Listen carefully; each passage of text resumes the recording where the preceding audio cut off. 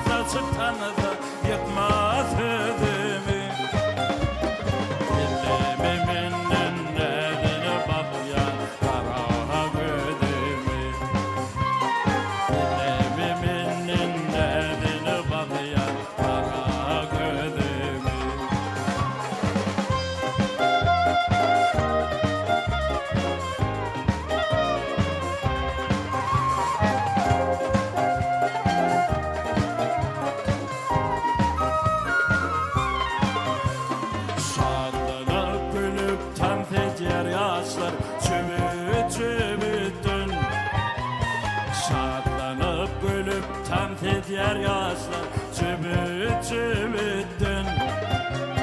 Kavan yan gülüm kavan yan seni Üzmeye gittin Kavan yan gülüm kavan yan seni Üzmeye gittin Tanta çıktanza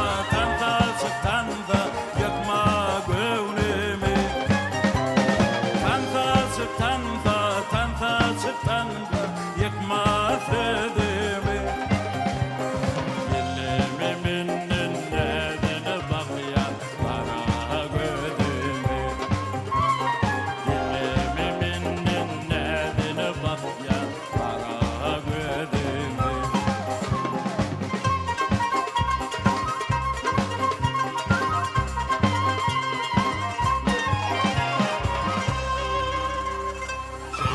Bir oynalı kim görse görsünler serden geçelim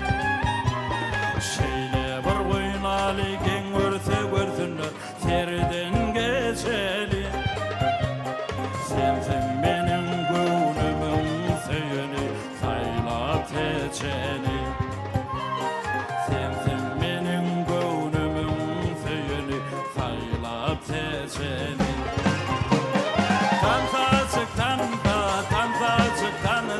Yıkma gönlümü Tanta çıktanda Yıkma